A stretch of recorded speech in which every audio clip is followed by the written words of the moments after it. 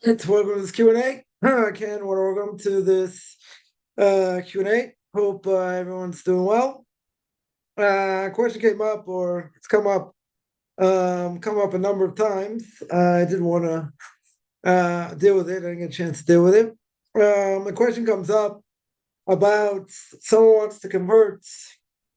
What customs should they take on? In other words, should they be Ashkenazic? Should they be Sephardic? Can they go back and forth? Right? Can they pick and choose? Can they be Hasidic?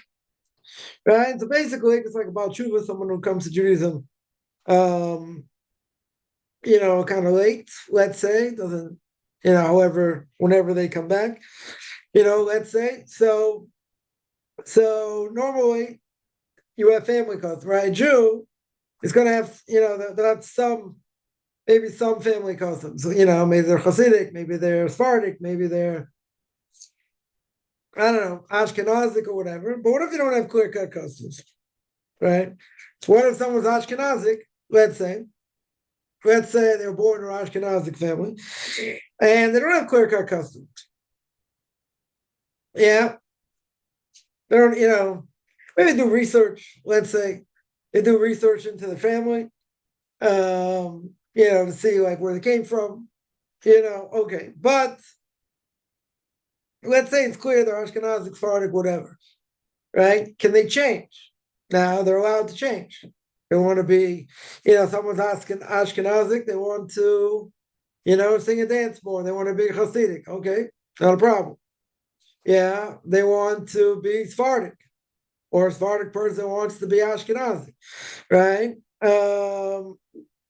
That's not a problem, right? A person can change those customs, right? If they want to, even if they weren't born into it. But I would say that you shouldn't change back and forth. In other words, if a person decides, they want to be Sephardic, fine.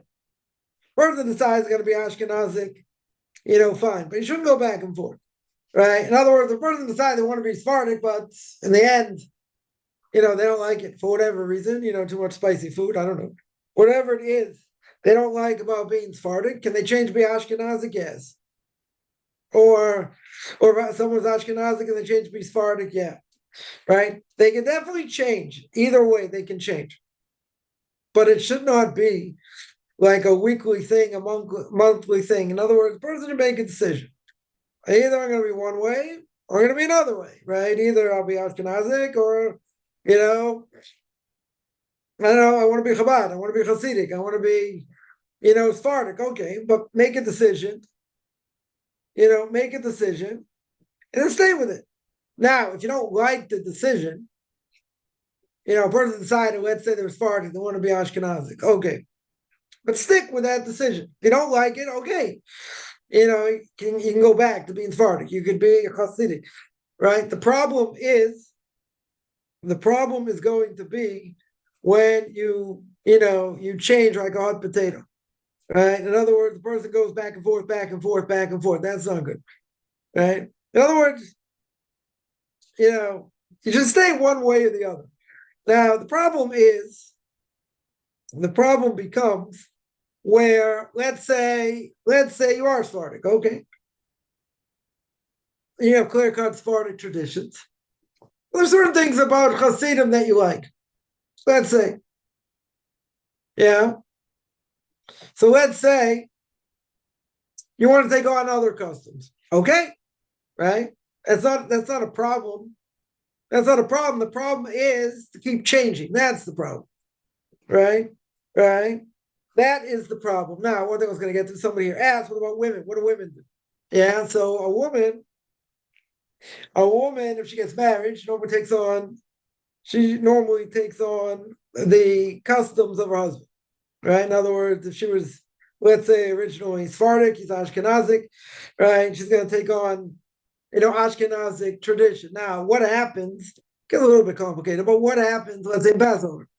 She grew up Sephardic, right? They eat rice, right? They eat rice on Passover. Ashkenazim don't eat it. Yeah, don't eat it. Sorry. So what if she wants to have rice? She grew up eating rice on Passover. Yeah. Does she have to take on all the customs? Can she continue to do that? Listen, if they agree, she's gonna have her own pot, right? You're not gonna mess up any other pot, right? So she wants to have her own pot, cook for herself. Okay, what the kids do. I don't know. It's a good question. If the kids want to have some Sephardic tradition, can they do that? I don't see why not. But again, that can, if someone, let's say it was Ashkenazi, yeah, and they decide they're going to, they don't want to eat gebrach, right? They worried about, they're worried about Passover. They have the thing about gebrach. What are gebrach? That, if you have matzah, you dip it into any liquid. Now, if you dip it into any liquid, what are we worried about? It'll turn into chametz, right? Turn into chametz. So some people are very stringent, right? Mostly by Hasidim, right? They are very stringent. They won't put any spreads on matzah for that reason. Any watery spread, whatever that may be, right? They won't do it. Now, let's say they grew up. They grew up eating matzah bread. They grew up eating, I don't know, butter. No, butter's not a good example. Whatever, they make dips. Yeah, they made, I don't know, tomato dip, olive dip, other things, right? Some have a watery base. Yeah, you put it, can you put it on matzah, right? So we wouldn't, if you're Ashkenazic and you don't hold of this, so it's not a problem. Right? If you're Hasidic, you won't do it. Right? Now, let's say someone grew up, their family custom, they had a clear-cut custom. And the clear-cut custom was to eat gebrach. Right? That was their custom. Now they heard about it. Let's say years later. They've been doing this for a long time. Now they decide they don't want to do it. For whatever reason, they don't want to do it. Can they do it? Can they take that on? Yes. They can take it on. Whether you should or not is a different issue. But could you? Yeah. Right? Customs can change. Yeah. So it gets a little more complicated. Someone's married, they have different customs. Yeah. Passover is a very good example. Right? Because a woman's only going to take on the custom of her husband. Right? For better or for worse, whatever those customs are. Now, Passover is more complicated because Ashkenazim do not eat rice, right? So since Ashkenazim don't eat rice, she grew up Sephardic, they ate rice, right? Let's say. So the question is, she allowed to eat rice? That's not the custom, right? Not her husband's custom. Okay, right? So it could be. She really wants to eat rice. Okay, she takes one pot, right? That's the rice pot. You don't use other pots. Yeah, use one pot for that. She wants to eat rice. Let her eat rice. Yeah, let her eat rice. Or let's say they go to the husband's family for a meal, either on Shabbos during the week, whatever it is, and they don't eat rice. Yeah, it's gonna be kind of uncomfortable if she wants to bring a rice thing, whatever she made, because they don't eat it. Right? It's okay. You have to have eyes in the back of your head, in the front of your head. Would be something I would do. You want to do it in your own house? Okay, so you have a discussion. You have a discussion. But in general, there's an easy way out of it. Right? You have one pot. That's the rice pot. Fine. She wants to eat it. Okay, just don't put it, just don't put it in any other thing. If you have certain things you're going to use for it, okay. But in general, right? In general, if if a woman gets married, she'll take on the customs of her husband, right? Now the question is, do people in general not change for ethnic reasons?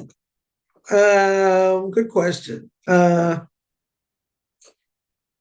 I don't know, someone, is very white, let's say not too white, won't, I don't want to get in trouble here. Yeah. And their husband's family, let's say they get married. Let's say they get married. Husband's family's, dark, whatever, the Sephardic, right? Came from Morocco, Tunisia, wherever, right? So so they're darker. Okay. Yeah. So the person gets married, you can change for that reason, because you got married, take on your husband's custom. But, why wouldn't you do it necessarily for ethnic reasons? Right? What's the ethnic reason that you wouldn't do it? Right? So that has to be clarified. Yeah. There are certain things, certain things, I don't know, a person won't fit in. They don't think they won't, they'll fit in better, being Hasidic more than Sephardic. I don't know, or Sephardic more than Hasidic, or, but they can choose. They don't, it's not a problem, it's not a problem over here, to do, right? But again, I wouldn't do it on a regular basis. Yeah. Yeah. Either you make the change, right? Either you make the change or you don't make the change. Can you make the change down the line? Yeah. And if you don't like it, can you change it? You can change it. Right? You certainly could change it. If someone, let's say the person of color, yeah, would it be easier for them to be Sephardic? Would be, right? In many ways. Because, plenty of Sephardic people are dark. Would it make it easier for them to fit in? Probably. It's gonna have a hard time either way. But, would I tell them, to be Hasidic? Again, it's gonna come down to where do I fit in? Or where do I think I fit in? Right? So I would tell people not to make a commitment until, you've tried it for a while. Right? You try it for a while, you see how it is. If you like it, you're gonna stick with it, good. Right? If you're not gonna stick with it, you want to try other things. Nothing's cut in stone here. Right? In other words, certainly before conversion, a person can try many different things. They try being Hasidic, try being Sephardic, they can make that choice. But that choice is not necessarily cut in stone. Right? It's not necessarily cut in stone, per se. So if they want to change, are they allowed to? They're allowed to. Right? I would, one of the things that, I do have a video on YouTube, plug my YouTube channel at the Beyond Orthodox Converts to Judaism. There, I get a video about Jewish communities, right? And how people dress and what the philosophical outlook is, right? So again, how are you going to choose? How's the person, this is the whole question. How's the person going to choose where they fit in, right? That's the question. They have to see what your personal outlook is, where you think, you're going to be going, in the future, and then see, if the community fits that bill, or what group, quote unquote, fits that bill. But again, a person, I don't like labels. I don't like labels per se, but a person is not stuck, if they make a choice they're not happy with. Yeah. In other words, if they decide, they want to go the Sephardic route, they met Sephardic people, went to a Sephardic synagogue, that's the route they want to go. Well, then somewhere down the line, I don't know, they don't like it. They get turned off. I don't know, whatever it is. Right? Too much, or spicy food. I don't know, whatever it is. Whatever it may be. Yeah. At the end of the day, right? At the end of the day, a person can make that choice. They're not stuck. Right? You're not 100% stuck. But what I would say is you do not want to pick and choose. People do. There are people that do.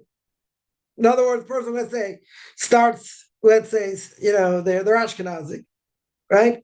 But, there's a trend today, of Litvish people, Lithuanian Jews, main focus, certainly on learning whatever, and they learned Hasidic Sfarim. They learned Hasidic books. They learned the Siva Shalom, it's a big book that, people started to learn today, which is written by the Baba of Rabbi, right, a blessed memory. Very strong, very strong Hasidus, but it's they find other things like very dry, right? So I'm not talking about going through, let's say the Ramchal and Derech Hashem and, deeper books like that. I'm talking about someone wants to, wants to branch out a little bit, right? Someone there asked about Breslov. Like people get into Breslov, right? Breslov, well, see, they like to sing and dance, they like to go out. They go out to what do you call it? They want to go to the forest and and pray and meditate. Okay, yeah. So if they're keeping Torah and mitzvahs the way they should, I don't have an issue with it. I don't have an issue with it. There are some of them that I don't know if anyone's ever seen them. They have these vans. They blast music and they like dance on top of the van. Like, okay, they're a little bit a little bit wacko, a little bit crazy, but not talking about them, right? Mainstream, they want to learn, they spend, a lot of time. They spend a lot of time learning Likutei Maran, right? The teachings of Nachman of Breslov, okay. There are people that, seriously learn it, but, keep in mind one thing, right? Keep in mind one thing. That learning that's good.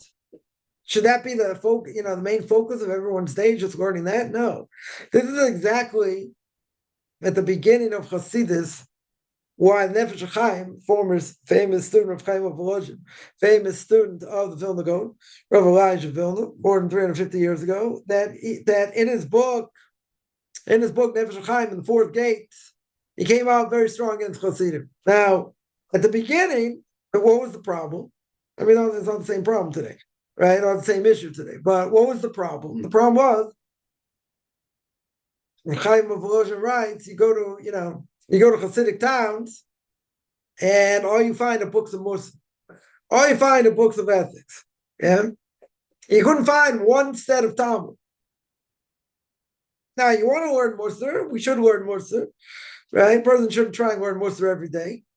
Yeah. If possible. Now, spending all day learning it, that would be a problem, right? That would be a significant problem. Yeah, because the whole thing is to tackle, the ocean, of Talmud, of what the base of all Judaism is based on. I mean, it's explanation of the Torah would say better. I mean, Torah, is obviously the base. Interpretation, how we understand it, comes to the Talmud, okay. But if you don't learn the base, you're never going to know what to do. I mean, practically speaking, you're not going to, understand the depth of it. You might know the ins and outs here and there, right? But you won't understand, certainly won't understand the depth, right? The Rav Chaim of Volozhin came out very strongly against them, Vilna Gaon as well, for that reason. For that reason. Okay, it was a new movement, whatever, very good. But he said, how can you go into a town and there's not one set of Talmud in the entire place? You can't find one. That was the claim. That was the claim against. Meaning, you want to sing and dance every day? Very good. You want to learn more, every day? That's also good, right? But there's priority here, right? What do kids learn from a relatively young age? They, boys are learning how to learn, right? They spend hours, tractate after tractate, picayune detail after picayune detail. Yeah, that's the focus. Okay, you want to learn these other things, in yeshivas they'll have 20 minutes, half an hour for learning most of very good, but they're not going to have any amount of time learning Chumash. That you have to do on your own. Jewish philosophy, that you have to do on your own. That you have to do on your own. Now you might say, well, isn't that important also? Sure, it's important. There's no question it's important. Yeah, but that's not going to be the main, a chunk of your day. That's not going to be the chunk of your day. The chunk of your day in yeshiva is learning Gemara. That's it. Gemara, commentaries, early commentaries, later commentaries, and learning Jewish law, learning halacha. That's the focus. You're going to say, but, you got to learn, Chumash and Rashi, right? You got to learn Chumash very well. You got to learn the Torah very well with the commentaries. Very good. So when they're younger, they get some of that. They definitely get some of that. Girls get a lot more of it, but Boys get some of it, very good, but that's not the focus. Later, that's not the focus, right? Learning Tanakh is not the focus. You'll say, well, it should be. Yeah, partially. I mean, when the Gemara says, you got to, there's disagreement of opinion, this, that, whatever. What's the source? Where do we know this from? So the Gemara will quote a biblical source usually, or sometimes, let's say a source in Tanakh to show that, it's still important. It'll have, biblical ramifications. Very good. Very good. Now, you look at the verse and you see how the Gemara learns it. So then what should a person do in general? Take a few minutes, look it up. Now, if you already know what the commentary is saying, so very good. So now, question is, why the Gemara picked this explanation and not a different explanation or whatever. But at the end of the day, right, it's good to look these things up because now you see it in context, right? Now you understand, okay, what does it mean, right? What does the verse mean over here? Now, it could mean what you thought it meant, right, because you learned it before, or it could mean other things. Right? I was looking up a verse the other day, and Torah to me, one of the great commentaries on Chumash, more than 100 years ago, basically put almost every source of where this verse comes up in the Gemara. Right? And then he comments on it. Then he comments, why do Rashi take this explanation, take that explanation? I was looking up something the other day, and this verse, part of the verse had he had 10 different things to learn from it, in different places, in Talmud, Medrash, whatever it was, right? And I was looking for what, specifically where I was learning, right? Wasn't looking at these other places because it wasn't relevant, right? So sometimes it quote what you're learning, sometimes it won't quote what you're learning. Okay, it doesn't matter, right? But the point is, when you see that, say, okay, now let's see how he learned it, right? Because he brings down the Gemara. What did he say? Sometimes he's going to say, Rashi said this. Why didn't he give simple explanation like the Gemara says? Or why did he take it out? Or why did he explain it this way, right? And not that way. Okay, yeah, but people don't learn Chumash well. So in Baal Tshuva yeshivas, yeshivas for Jews returning to their roots. So they teach them Chumash. They go through Chumash. They go through other things most places won't go through. Why? Because they're missing. They're missing information. They're missing a lot of information, right? Now, so therefore, to catch them up to speed, so they go through the Chumash.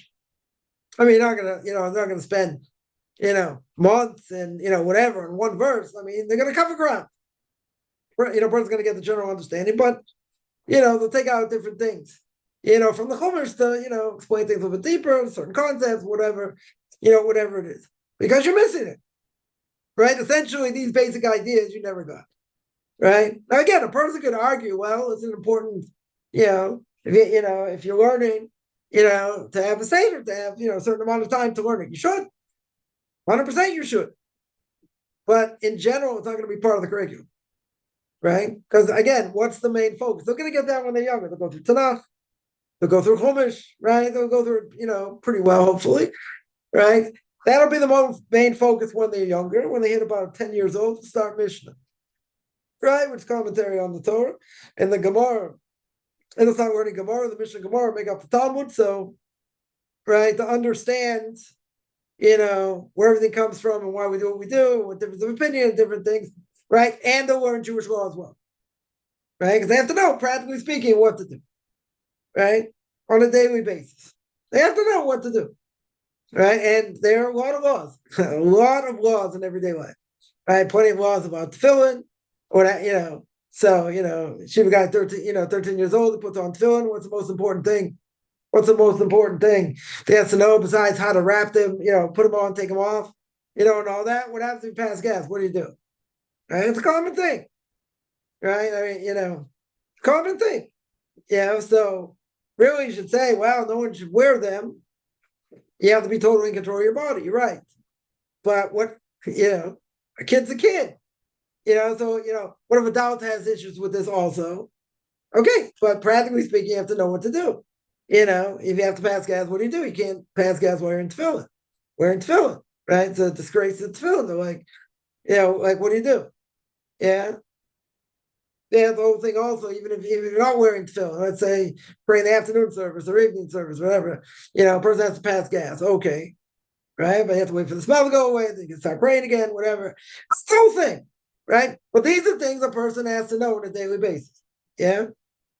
So they learn it, right? So whatever, give some class on it, explain. They don't spend, I don't think, a ton of time, right? But they get a certain amount of time. So I'll tell you in my case what happened.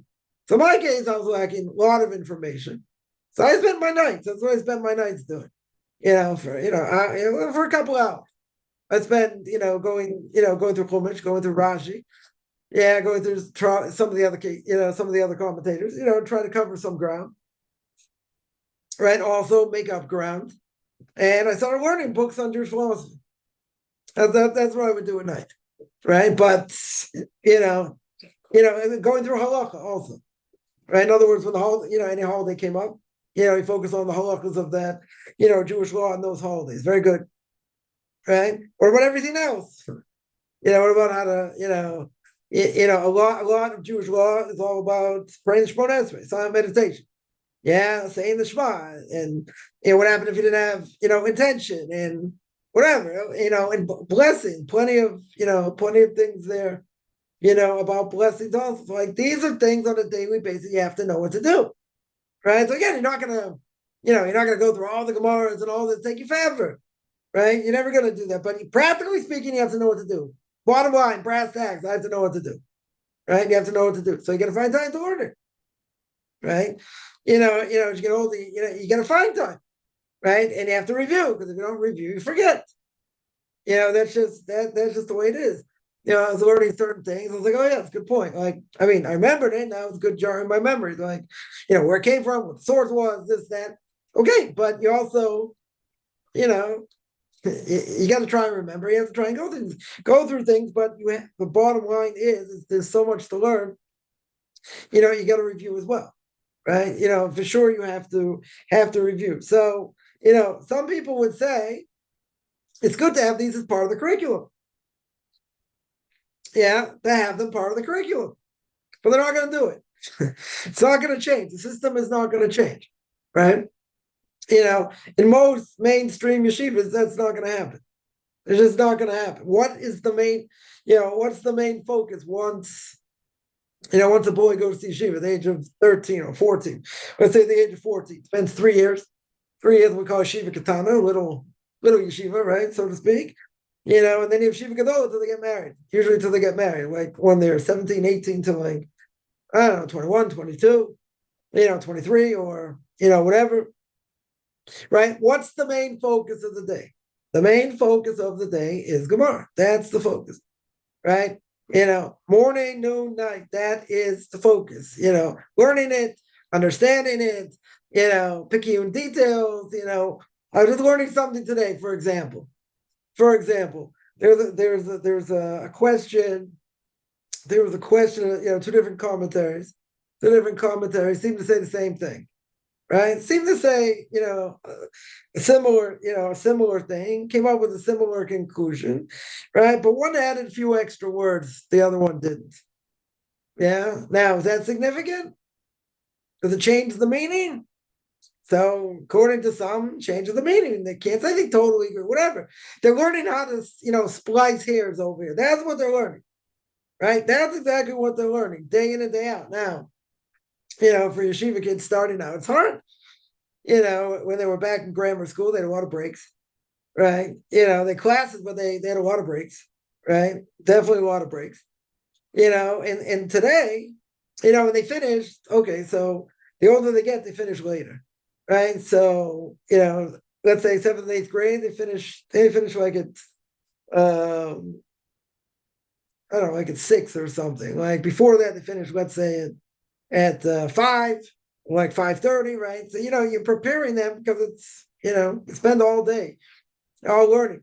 Now you start yeshiva katana. My son just started this year. They start at 7:30, right? Start prayer in the morning 7:30. they have a break in the afternoon for like a couple of hours. About an hour and a half, 2 hours, let's say, in the afternoon. They daven mincha, pray the afternoon service, go back to learning. Yeah, then they have dinner, right? Then they have dinner, and then and then they work till like 9:30. It's a long day, right? It's a long day. They don't can exercise. You have a break during the day. There are certain things you can do. You can sleep, you can rest, you can do other things. It's a long day. Back in the day when went to public school, right? What time did you finish? 2 o'clock. 2 o'clock, 2:15, 2:30, right? You have what do you call it? You have extracurricular things, very good, right? So, but your day's over. You go through 7 class, 8 class, whatever it is, a lot of different things. Okay, but you're done. You're done at like 2 o'clock, 2:15, 3 o'clock sometimes. Yeah. And then, if you have extracurricular activities, sports, other things, whatever, person plays an instrument, I don't know, whatever the extracurricular things are, then you have homework, whatever. Very good. Yeah, but your day's over so much earlier. So much earlier. Right? The irony of ironies is that what these kids are taught to do, they want to go in the workforce. Okay, they have to learn other things also, right? Go in the workforce, but their minds are razor sharp, should be razor sharp. Because they spent all these years learning. So people say, oh, come on, it's nothing. They didn't really do anything. They're sitting there going through these ancient texts, blah, blah, blah. Their minds are razor sharp. Razor sharp. No offense to any other quote unquote hard professions, out there. You take somebody, you sit them down for hours, and you go through like some of these picayune details. Their mind will explode. Explode. So one of my rabbis, blessed memory, was involved many, many years ago in what do you call it? In forming plastic bottles, making plastic bottles. I happen to be genius in those type of things, and gemara as well. And he said, like, he was around a lot of scientists and other people. They couldn't sit still for like 10 minutes, 15 minutes. He had a problem to work on. Okay, how are we going to fix this? How are we going to do this? Right? Okay, so you're going to analyze, you're going to take it apart. Like any word problem, all right, so to speak.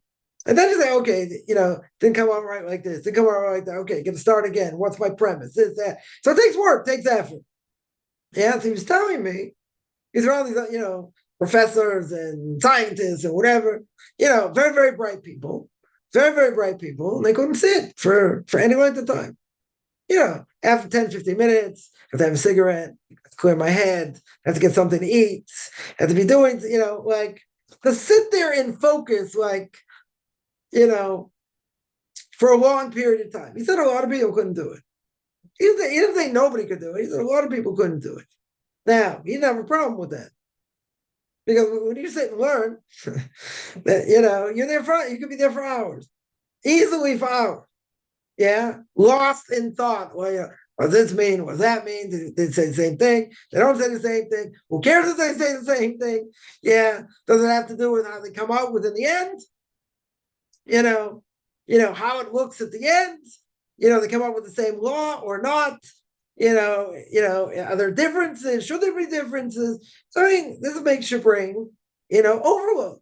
But you can take each thing step by step. You got to analyze. What's the question? What's the answer? But why do you say like this? Understanding the question and answer is already one level. Understanding, what's being said is one level. Very good. Yeah. Analyzing why, two people may disagree. Right. And then seeing the repercussions if they disagree. Why do they disagree? Because obviously they're not saying the same thing. Right. And so what are they arguing about? Are they arguing? Right. So again, this gets the brain to generate, what's really going on. But he says the contradiction over here, but he says something over here, but you're bringing a proof for this. And people all the time, what do they do? He said, what do you mean? That's a proof? It's not a proof. Why is that not a proof? Because you can't, you're comparing apples and oranges. Or you tell me, in most cases, I was just learning about, what documents, about signing documents. A person, let's say, didn't know how to sign a document or whatever, right? Do we, if he says, I signed on the document, but he couldn't read it, right? Now, if you read it in front of him, you had two people or one person, let's say, read it in front of him, but he already signed it, So why do you sign it? Why would anyone sign something they don't even know what's written in it? Because they're relying on the person that wrote it. So if they're relying on the person that wrote it, very good. Yeah. They're relying on the person that wrote it. Okay. So now the question is it good or not good? Right? So you tell me, who would sign on such a document? Good. But they're obligating themselves. You have someone who says, I signed this document. Did you read it? No, but I signed it. Now, what does it mean he signed it? Right? So the simple answer is, why did he sign it? Because he says, I'm going to obligate myself whatever the document says, and I'm relying on the person who read it or wrote it. First of all, the person who wrote it, who wrote it, person that has believability by me. So I'm relying on them. Okay. Now, does that go in all cases? I mean, it really shouldn't be done, right? The gemara comes along and says, the person who did it, the document is good. It's still a kosher document. You can establish the document, but you put the person in to. You excommunicate him, because that's not what you should do. It's not a good thing to do. So what's the difference? So we say in all these cases, it's no good except in one. What's the case if you did this? That it would be good is by a get, by a bill of divorce. Why bill of divorce? Why bill of divorce? Because if you say it's not good, right? Why are we going to be extra lenient over here? Because the guy's willing to give a bill of divorce, and this is the only way he's going to give it. And the person signed it, even if he really didn't know what he was signing, then she'll never get remarried, right? So that you can be, that you can be lenient, but only in that case. Yeah, it's only in that case. So without, going into more detail, think about it. You got a lot of questions here. Why the person signing like that? Yeah, and what's he signing on? And as we say, in all cases, it's like this or not. So you got a number of factors there, right? A number of factors. But what does it do beyond the shadow of a doubt? Either drives people crazy because, some people are going to say, okay, you have these crazy cases, different things, right? But you have to think, right? Yeah, you have to think also out of the box a little bit. You can't say, well, why would this person do it? He did it, right? Now, you might have to think, what was his mentality behind it, right? And the reason you might have to think that is because there are repercussions, right? Did he mean this or did he mean that? Or did he mean something else? So what does it train the brain to do? To think. It trains the brain to analyze, right? But the ironies, without getting into politics, this country, made up of Jews, secular Jews that hate Judaism, do not want to recognize that as anything. They don't want to recognize it. It's doing nothing for the world, doing nothing for humanity, but it's been proven beyond the shadow of a doubt. Someone who has this training has been given this training where they go on to keep it forever and do whatever. Yeah, or they go into the workforce. They have different skills that other people don't. Yeah, first of all, they have skills, unless they have, ADHD, but if you have ADHD, right, a person can train themselves. They have skills over here that they can sit for long periods of time. There's stories of great rabbis standing at, their lectern at a stender, as it's called, for hours. For hours, they go like this, they go like that, they go like the other thing, right? Most people, if you're not trained to do that, it's very hard to do. Very, very hard to do. So, people say, just, sit and learn all day. Try it. Try it, you think it's so easy. Not so easy, right? Definitely not so easy. But in any case, that's what they're being trained to do. And, if you have 1,000 students, one will become a Torah giant. But you need all those other students to, people have to be pushed. But it's the essence of what we do, right? We're getting the explanation of why we do what we do, analyzing why we do what we do, right? So that's important, right? That's extremely important. Now, what about the other thing? People say, well, I want to learn Torah. Torah is the base, right? So, you go through verse by verse. Very good. But how are you going to know what to do in any of these verses? The Torah doesn't give you any explanation.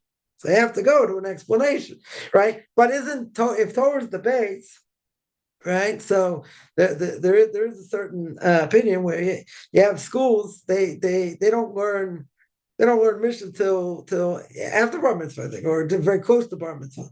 They're busy learning all of Tanakh. That's what they're busy doing. Going through Chumash and Tanakh, day in and day out, reviewing backwards, forwards. And they know Tanakh backwards. Yeah. They know Tanakh backwards. Most yeshiva guys do not know Tanakh backwards. You know, they don't. They know certain things, maybe in Tehillim, certain things in other places. Okay, right? They don't learn it like that. All right, so there's what to be said. There's what to be said, how you learn and how it's done and all that. Okay.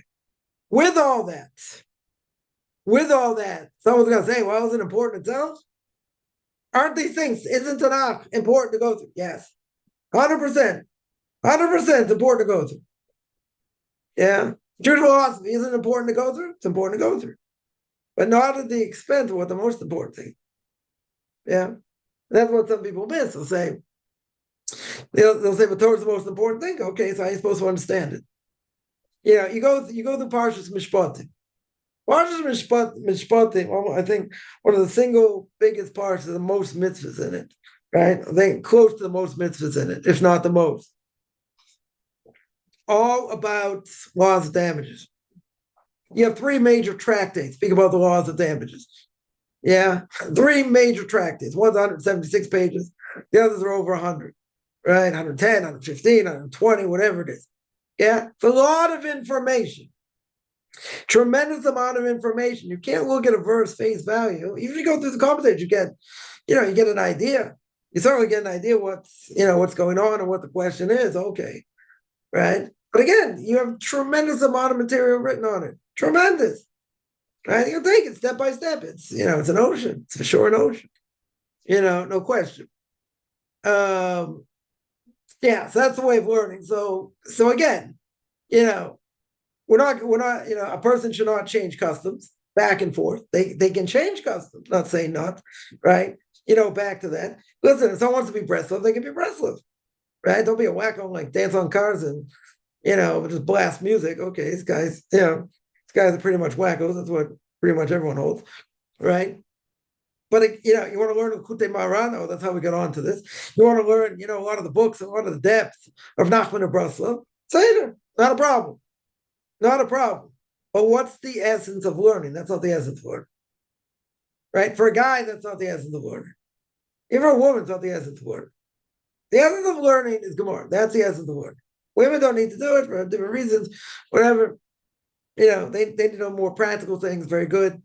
A lot of this is just, a lot of ideas. I mean, it's also practical, but in general, they can't go outside the parameters of prayer. Meaning, they want to go meditate in the forest. Okay. Yeah, does that take the what's the word? Does that fill your obligation for prayer? No. You got to pray 3 times a day. Guys got to pray 3 times a day with a minute. That's not good enough. Yeah. Doesn't mean you can't have your own prayer. Yeah. And say your own prayers and meditate and all that. You can do that within boundaries.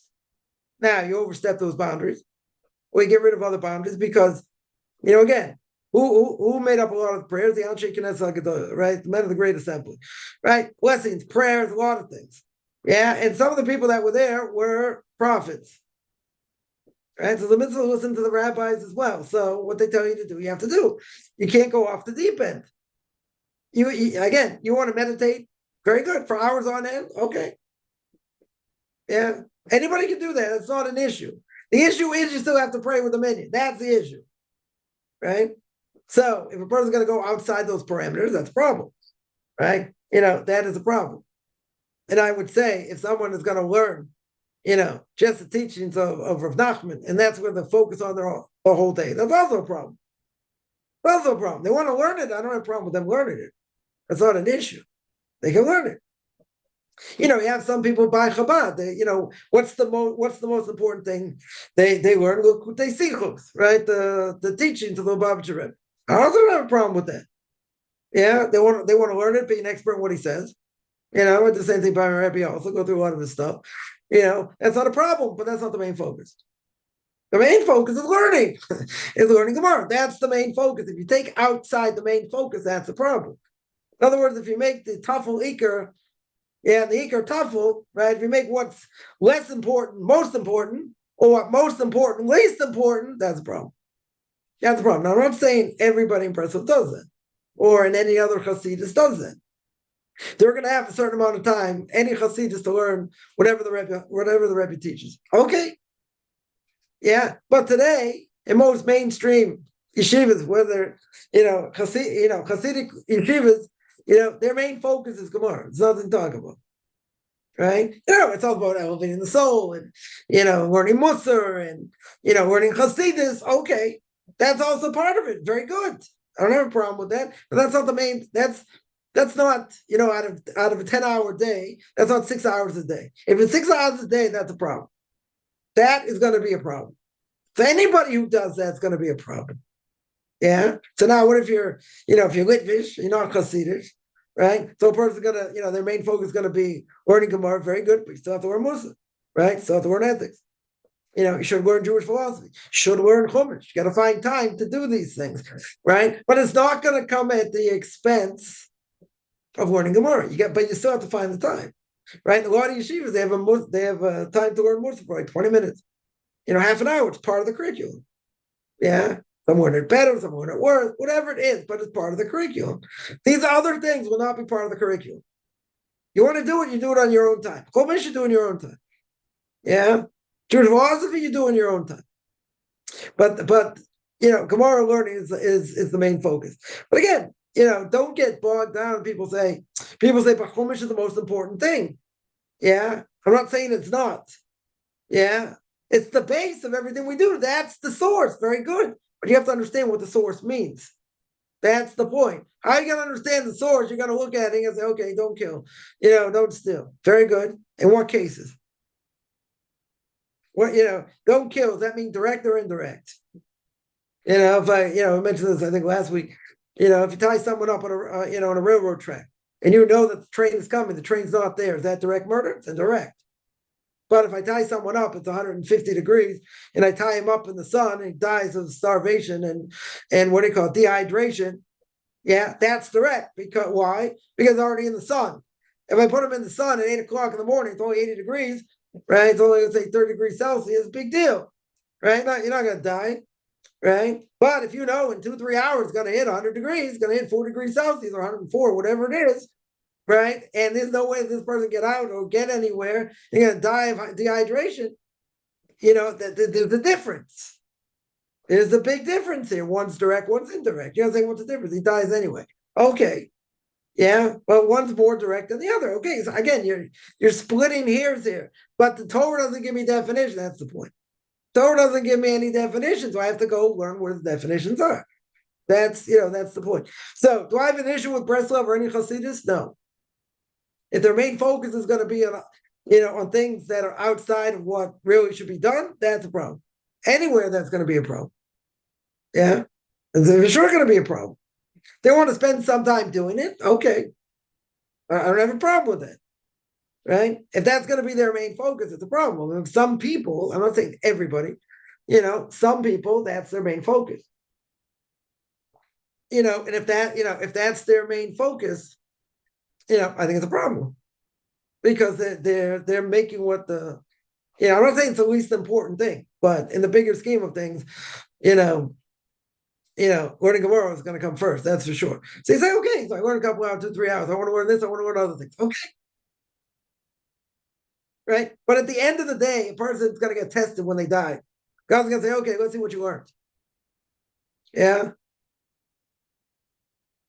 To get an obligation, a rabbinic scholar, a true rabbinic scholar, the Gemara says, how do you know he's a true rabbinic scholar? He knows all 24 books of Tanakh. Well, for all 24, how many people know half the books of Tanakh well? Yeah? So maybe that should be the focus.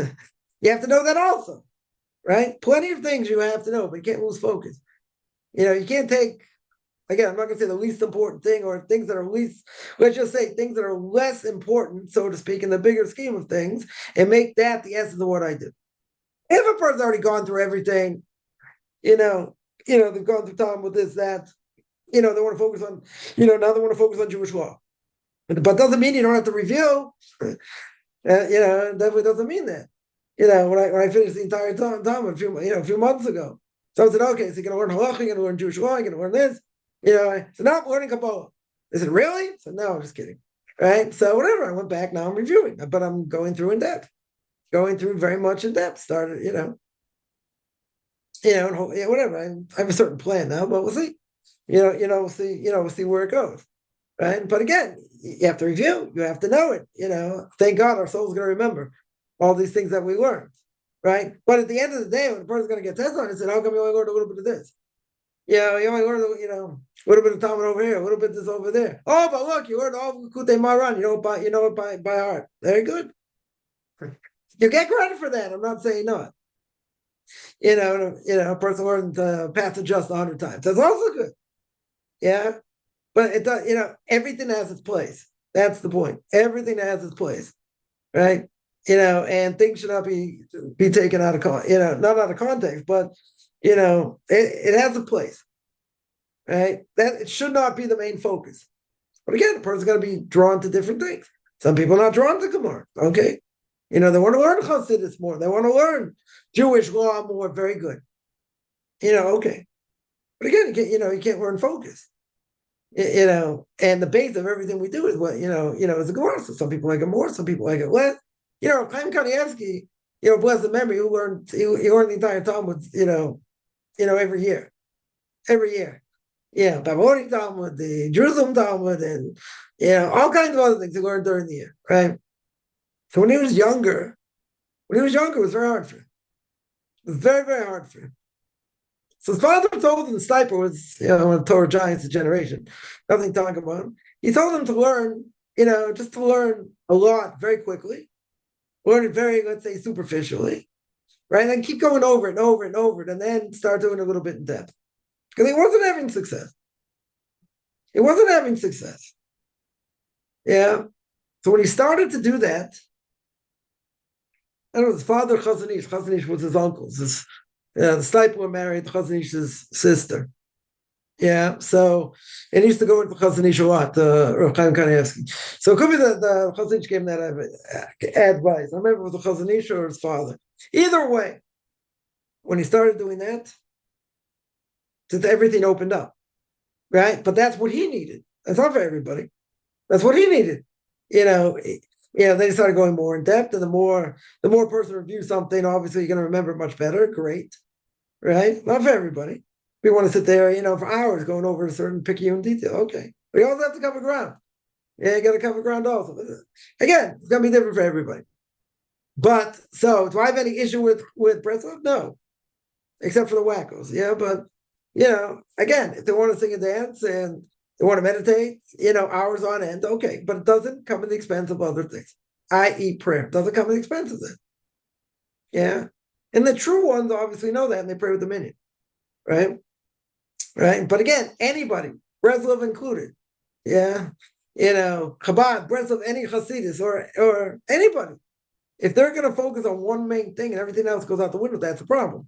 Problem for everybody. Yeah, we're not just going to pick on Breslov here. That's a problem for everybody. Yeah, there are people that know, the Rebbe's talks, the Bav's Rebbe's talks, verbatim, this and that. Okay, but they can't quote you a Gemara anywhere else. They don't want Gemara very much. That's a problem. That's exactly what Rav Chaim of Volozhin and the Vilna Gaon were coming out against. That's exactly what they were coming out against. Now, most places don't do that. Most places, mainstream, Hasidic places, mainstream, their main focus on Gemara. That's their main focus. Yeah, again, it doesn't mean they don't spend time learning Hasidus, right? It doesn't mean that, right? They also learn Hasidus, so maybe they learn Hasidus more, for a certain amount of time. It's part of the curriculum. Okay, so that I understand. Yeah, but if it's 80% of the curriculum, that's a problem. That's exactly what the Vilna Gaon and Rav Chaim of Volozhin were coming out against. So if that's the case, the people today would say, yeah, it's a problem. That is a problem, right? So again, let's say people don't like the main thing. Okay, but you don't just chuck it out. You don't just say, well, I'm not going to do it. So okay, so focus on Jewish law, right? Whatever. Yeah, but that's the base. To know anything, that is the base. So if that's the base, you can't just say, well, I'm just going to learn Chassidus. Well, that's great. You won't know what to do. How are you going to know what to do? Which blessings to make? You made a mistake. Shabbos desecration. Is it Shabbos desecration? Is it not? You have to know these things. These are basic things you have to know. Learning Rav Nachman of Breslov is not going to help you in the laws of Shabbos. It's not going to help you in the laws of blessing. Help you in other things. It'll elevate the soul. I'm not saying not. It'll definitely elevate the soul, right? If you want to be elevated, it'll elevate the soul, but it won't help you in practical things, right? The laws of blessings, the laws of kashrut. That you need to know also, right? That has to be the main focus. Other things are also important. I'm not saying it's not important. It's not the most important thing, right? Any of these things is not the most important thing, right? The most important thing is what you're learning, right? That's the most important thing. Somebody asked, I just want to deal with this, so that's what I want to say about that. Somebody asked, how do I answer the Christians? Bring up Isaiah 9, chapter 6, verse 7, and Malachi, when they say the prophets are saying that the person is God in the flesh. Yeah, so I'll just tell you quickly one thing. It's a total misinterpretation. Yeah, right? Because there's an obvious question. Say, in Isaiah chapter 9, saw God, God face to face. That's impossible. That goes against what it says in the book of Exodus. No one can see my face and live. That's what God says to Moshe Rabbeinu. Says to Moses wants to know God's attributes. What does God say? No one can see my face and live. That's a problem. That's a direct problem over here, right? So the Christian's not a problem. You can see God face to face because that's JC. It's talking about JC, right? It doesn't answer the question though, right? They're going to say, well, I can't see God face to face. Well, that's true. So it must be JC. Must be talking about JC. That's a big stretch. It's a huge stretch, right? So the commentary says it's talking about an angel. Well, it's not talking about God, right? It's not seeing God in the flesh. It's impossible, right? The Torah says it's impossible, right? The Torah says you can't see my face and live. If you can't see my face and live, I'm not saying it's not a question, right? That's the obvious question, right? He sees his vision, right? Sees his vision and says he sees God. Okay. Now, what does that mean? What does that mean? He saw God over here. Right? It can't mean he saw God face to face. Impossible. How do I know it's impossible? Right? And even the Christians would agree. But I can see God face to face. It says in the book of Exodus, right? It says in the book of Exodus, you can't see God face to face. Right? God said, you can't see my face and live. You can only see me from behind. Very good. So the Christians say, who's it talking about then? If you can't see God face to face, well, it must be talking about JC. Well, that's a huge jump. Huge jump. Yeah? It's not a bad question. Definitely not a bad question. It's a good question. Yeah, they just butcher it. They butcher the answer, right? But what do we hold? We hold, obviously can't see God face to face. Can't be any other God. If God is one, he can't be anyone else, so who is it? It's not God directly. Who is it? It's an angel, right? I mean, that's only one answer. And Malach I have to look up.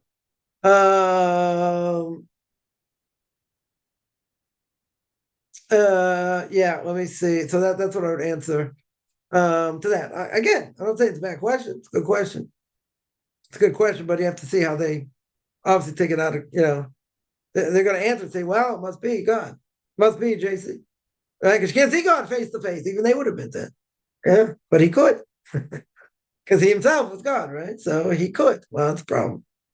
Right? That's definitely a problem for us. Someone asked, not for convert to marry. Is there a stigma? Yes. Is convert necessarily going to marry another convert? Not necessarily. Right? They can marry somebody that is, has no problem marrying a convert. Let's say about Shua, someone who comes back to Judaism. Yeah, they wouldn't have probably a problem marrying the converts. An FFB, someone who's born religious. We call it from birth. Would they want their kids to marry a convert? Probably not. Right? Some will if they're more open. Right? If they're more open, then they might not have a problem. I remember someone once told us, "Why I do a lot of great work, this and that." So I said, "Yeah, I'm looking for for sure a marriage partner with someone. You have any kids, of age?" They're like, "I didn't say I liked you that much." So, yeah, I was joking, but some people say, "What do you mean? My pedigree, I'm going to marry a convert. Well, I'm going to marry a convert." Yeah. Could it be harder? Sure. Some people have it easier, some people don't. I think someone converts, if they're a person of color, they'll have a lot of strikes against them, right? But I'm not saying they can't convert, right? I make it clear they may have problems. Yeah, may get discriminated against. I'm not saying it's right, right? But we're our own worst enemy, right? Certainly can be a problem. But again, is it harder? Yeah, yeah. For Baal Tshuva also, it's not going to be so easy, right? Different, difference is they were born Jewish, so it is a little bit easier. But not going to be married. There are people, there are people that will never marry into my family. Okay, their choice, their laws. They don't want. They don't want, the grandparents, whatever. Just deal with those issues. There are complicated issues. There can be. It doesn't have to be, but there can be. Yeah, there can be complicated issues. They don't want to. Why should I have my kids start off that way? Yeah, there are people that think that. So even for a Baal Tshuva, they'll have issues. They'll have some issues. But can they marry someone who's an FFP from birth? Absolutely. Yeah, 100%. Yeah. I know a number of people I know that they were, they married people that, came from religious families, but they were more open. Yeah. They were more open, but they got good stock. I got a friend of mine, big Talmud Chacham, big rabbinic scholar, married into a beautiful family. Beautiful family, but they know what they were getting into. But not everyone will do it. I'm not going to say statistics there, right? There are people that will, people that won't. I would think, when we put on the spot, I would think that probably a lot of people won't. But I think today it's very different because today there's just a whole mishmash of people and families. You can send the kids to the same schools or similar schools and come up very different. Some become, let's say ultra religious, and some people become more modern. Even they went to the strongest place. Some you have that kids will go off because they don't want it or whatever reason, right? A lot of potential reasons. Yeah. Like let's say someone gets married and they get divorced. They have divorced in the family, have someone off in the family. I mean, so no one's perfect over here, right? No one's perfect, even the most religious families. So, I think today it would be easier. I think it would be easier. In some circles, it won't happen. Like they wouldn't even, they wouldn't even budge. They're, next. They say, this could be the next, Torah tries to generate. No. They hear where they came from. Not interested. Yeah. So is there discrimination? There can be. Getting to school can be harder. Yeah. Getting married can be harder. Is it impossible? No. I know a number of people got remarried. Yeah. They were divorced or widowed or whatever and got remarried. Is it not impossible? Is there a stigma? Somewhat. But the person who's going to even consider it, they don't have the stigma. Yeah. But there are other people, will they say they'll never let their kids marry a convert or they themselves won't? Yeah. That the majority could be. It's a stigma. Yeah. Doesn't have to be, but at the end of the day, as a friend of mine told me many years ago, many years ago, you'll marry, i.e., your kids will marry in families like yourself. And it's true. My kids married in families very similar to ours. Very similar how we grew up and different things. And, and the families mesh for that reason. If you get along with the other side when you get married, it's also good. Yeah, it's not, it's not so, it's not a guarantee. It's not so simple. But at the same time, if they have similar backgrounds, the families, in theory, really should mesh. So in my case, it's an unbelievable blessing. It's an unbelievable blessing. The families have meshed. So, but the families are similar and grew up similar. Some a little bit different. But pretty much a similar way, right? And this friend of mine said, which is very true. You'll marry similar type families. Now, could it be, one of your kids, person's kids, one of their kids or whatever, will marry someone, someone like totally different than everyone else. Could be. So, certainly can happen. Is it probable? Probably not. Right? Probably not, because people marry in similar circumstances. They're not going to go outside of something unless, it's better for the kid to do that. Yeah, let's say when a person's kid becomes Hasidic, you're Ashkenazic, yeah? They marry into like a really, really Hasidic family. Okay, that can happen. How close the family's going to be, I don't know, but it doesn't matter. It doesn't matter. That certainly can happen. But you're asking me, is there a stigma? Yeah. By a lot of people, there's a stigma. I think today it should be less. I think it should be less because there's just a lot of issues out there. Even with the most religious. Everyone's got skeletons somewhere. So like to say I'm not going to take this kid, or I'm not going to take, I'm not going to take, this person or that. I'm not even going to look at it. Again, some won't, for sure. Some won't. But I think there's so many issues today. I mean, people in families say some kid could have a mental health issue. Some, you can have a lot of different things. Yeah. So, to box yourself in a corner and say, I'll never this, I'll never that. I know someone now, their attitudes changed a lot because they're looking for something very specific for their daughter. Good girl, very good girl. And what's she now, 23? Which is like 23. They drop their standards a lot. Or drop with not their standards, but what they're looking for a lot because they weren't finding. Right. And and it's not so simple. Their standards were what they were looking for were I would say not, not realistic for different dynamics in their own house. But okay. They had to they had to change. I know someone else, similar thing. Right? They wanted something very specific. Few of the kids, I think they got it. For some, that's absolute difficulty.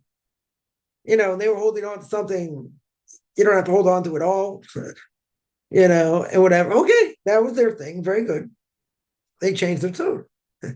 You know why they changed their tune? Because they wanted to see their kids get married. They want to have a better chance their kids get married. They're looking almost for a needle in the haystack. When you're looking for a needle in the haystack and you see years going by and nothing's happening, you don't want your kid at home. You want them married. So, that's going to change. And if a person's stubborn, it won't change. Okay. I know someone now getting married. I mean, this woman's going to be close to 40. She's got to be close to 40. And she wants something very specific, but she got older. It's like, I'm not going to lower my standard. Okay. This unbelievable thing, just going to gauge. Yeah. Well, probably in a couple of months. But, it took a long time. Now, even a person has a very high standard. Couldn't a person say, well, I'm not going to go down to that and God will take care of it? Sure. You want to put your best foot forward. Right? You don't want to box yourself in a corner and then get stuck. And I see that by some people. And, again, within reason, but if you see it's not going, according to nature, I'm not saying the main things you have to bend, but, your outlook might change. And again, I think, some people are not so realistic. But that's what they want. Okay, very good. But what happens when it doesn't go? And years go by. Their attitude's going to change. 100%, especially if it's a girl. Their attitude will change at some point. Yeah. Because the needle in the haystack they're looking for now, they're gonna widen it. They're gonna make it easier. And it makes sense why they should, because they won't marry their kid. They're looking for something very, very specific that's going to be very hard to find. Now, can God do anything overnight? Yes. You do anything overnight. Right? But again, you do risks. It's a risk. Someone says the late night when it says child will be born will be called Almighty God is one thing. Yeah, of course, taken out of context. Right? Maybe on Thursday, whatever. I'll look these things up and give you a stronger answer. Do I take vaccines? I have, right? Certainly in the past. Whereas by COVID, I wasn't too excited, but I took it anyway. Should I have? Good question. Good question. Everyone, their mother would tell you that's a good thing to take. Whatever. There are people that got worse sick from it and other things, and whatever. Even if the numbers are higher than they are, at the end of the day, you're doing it to protect yourself. Yeah, you're doing it to protect yourself. Nothing bad should happen. Now, if something bad happens, that we look at it, you say, well, they took the vaccine, had a heart attack, and died. Yeah, there are people like that happened, or other things happen. Let's say, and it could be, in theory.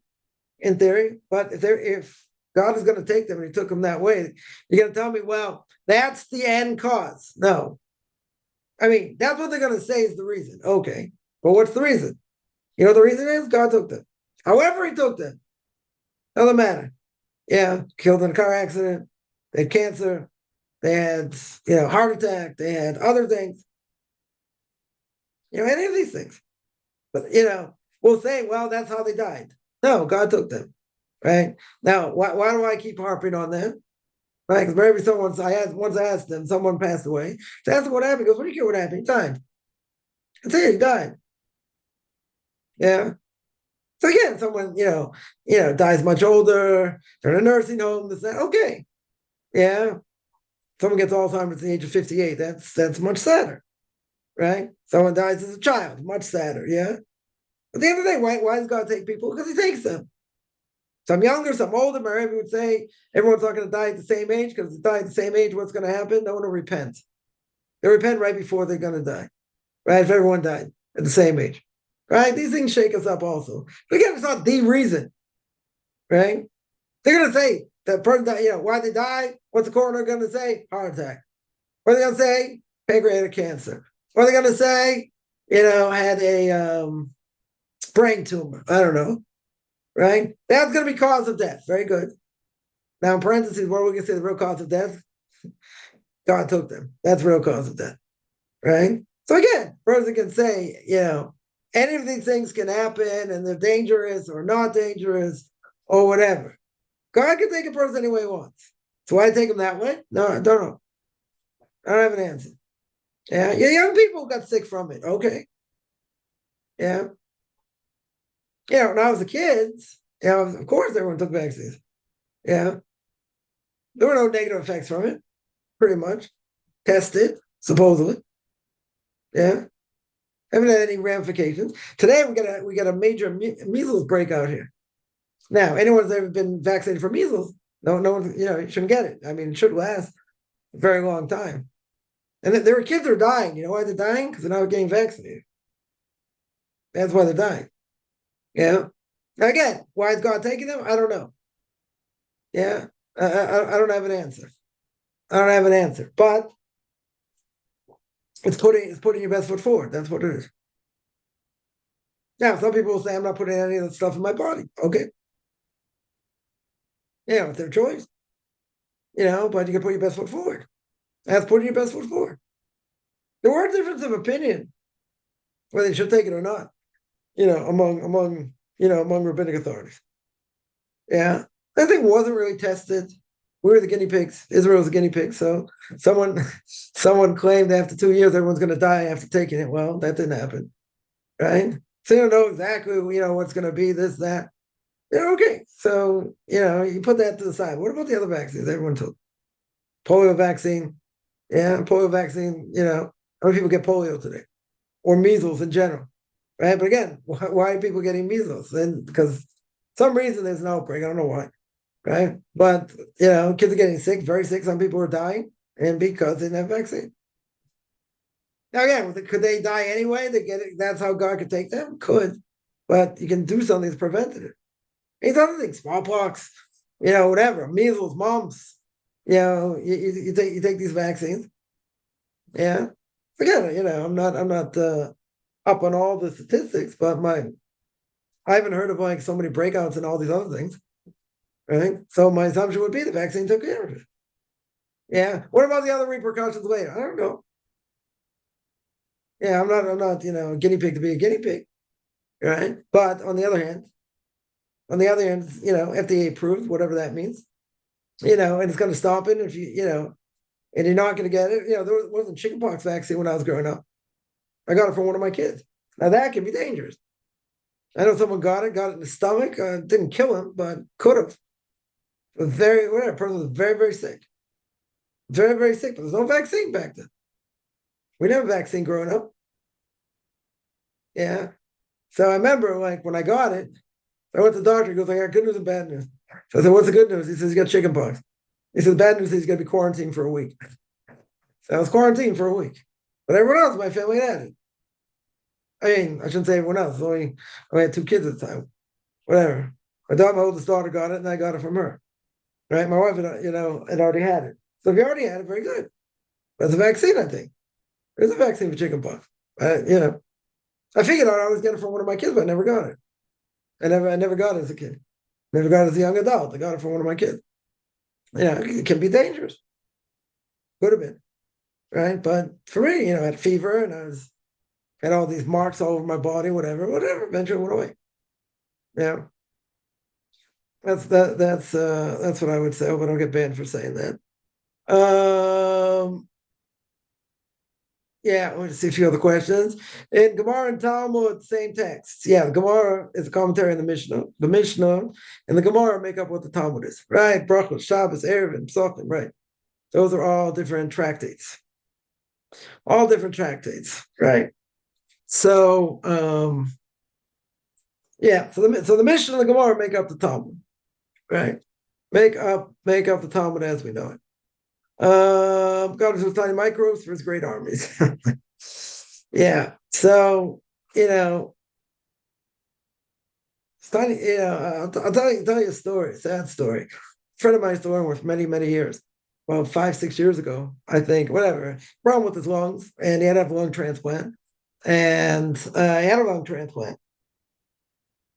What I didn't know is when he got the lung transplant, it was successful. Surgery was successful, but there was some microbe in there that he got an infection. And that infection killed him, right? They couldn't sue the hospital for whatever reason. But yeah, microbe can, in this case, he got a bonus when he got the lung. He got a bonus, right? He got this microbe, whatever. Wasn't totally infected, but somehow, I don't know how they missed it exactly, but whatever it was, he got an infection. After his immune system was extremely low, as you can imagine. Right, but the joke, it's not a joke, but you can say it anywhere. The surgery was successful, but the patient died. Right, so then so he got an infection. He got an infection with this operation, and that infection killed him because he didn't have what do you call it? He didn't have his immune system was so weak that he couldn't fight it off. So yeah, it's a reminder. It's just a reminder that something very small, tiny that you can't even see, that's microscopic, can wreak havoc in your body and kill you, or cause a lot of damage either way, right? So you see, God's got a lot of messengers. Titus or Russia, Titus himself. God's going to destroy him on the seas. It's come on, fight me on land. The Gemara says, fight me on land. So God says, fine. Puts him on dry land. What does he do? He sticks a fly, tiny mosquito, up his nose. Yeah, what happened? And that grew and grew and grew and grew. And it gave him headaches left and right and all that. And he was walking by a blacksmith and then stopped gnawing on his brain. Right. Then he started going there, but then it got used to it. It just gave him headaches all the time. Finally, when he died, they cut open his head and they had a bird in there with teeth were size of I don't know what the teeth were like knives, gnawing at his brain or whatever, right? So what's the point? First of all, you never challenge God, that's for sure. Second thing is God can take the smallest thing. He can take the smallest thing. He took this flea. He's like, come on. If you're so powerful, fight me on dry land. Don't kill me in the sea. Don't drown me. Yeah. So God said, okay, put you on dry land. It's like a flea up his nose. Yeah. And this flea caused total havoc in his body. Yeah, and his head particularly. And it grew and it grew and it grew and it grew and gnawed in his brain and caused all kinds of problems. All kinds of problems. Yeah, this bird was the size of his head when they opened it up, the Gemara says. But what did God do? He took a flea. He took a tiny thing, stuck it up his nose. So if that can do that kind of damage, what can microbes do? Tremendous damage.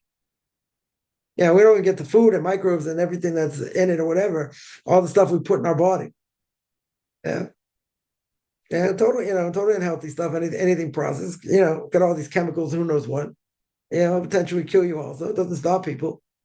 On the other hand, I know someone told me a story, someone, exercised like a fiend, was macrobiotic, barely had anything processed, and then they got cancer in their 60s and he died. So like, you gotta put your best foot forward. That's bottom line. Well, it's not a guarantee.